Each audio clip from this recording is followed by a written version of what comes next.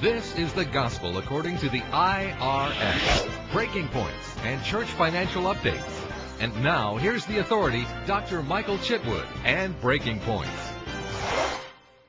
I'm Michael Chitwood. Welcome to Breaking Points. We've got a lot to cover today, and I don't know about you, but this Social Security stuff is just a big mess. And I call it stuff because not many people understand it. I can tell you this for sure, though. It's something that you're going to be paying until you die. And most pastors, I don't know, most pastors really do not have the opportunity to make this decision until it's always too late. Let me give the statute of limitations first of all. First of all, you've got 2 years to make that election from the time that you're ordained or from the time that you receive $400 worth of ministry income.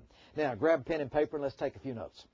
First of all, when you make the election to opt out of Social Security, as we talked about in 4361, you've got to make that election within 2 years of the date that you was ordained or 2 times from the time that you received $400 worth of income. Now, what I want to talk to you about is something that came about probably 25 years ago.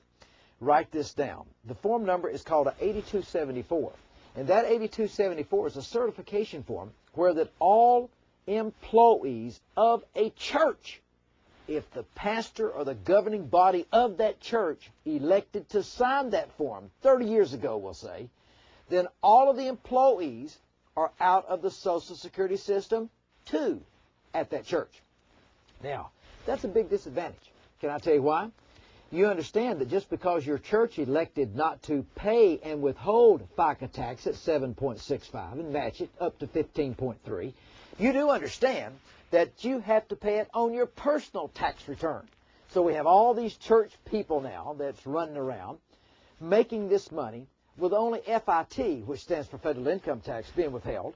No FICA taxes being withheld at all. So at the end of the year, when they file their personal tax return with their husband, and they're expecting a huge refund back, they wind up having to pay tax because having to pay 15.3 on your salary is a huge tax burden for most people that work in the ministry. Now, what's your option? You don't have much of an option because if they start taking out that 7.65 and popping it over into the FIT box, then it's the dog chasing the tail effect. You'll get more income, but you pay more tax. So we'll pay more tax, you get more income, you pay more tax. Ladies and gentlemen, it's kind of a no-win proposition.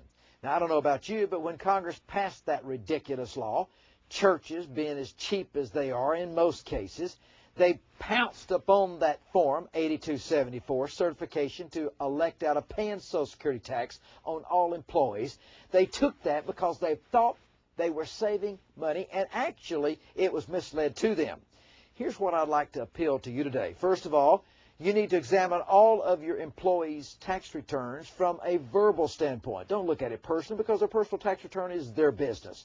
But ask them the question, are you paying self-employment tax on your salary that you earn from the ministry? This also pertains to schools because some schools opted out because any 501c3 could opt out or elect out of the Social Security system on the certification 8274. So what you have to do is to verify with them that they're paying this. That's number one, because if you don't, 3 years down the road, they get audited. Guess what?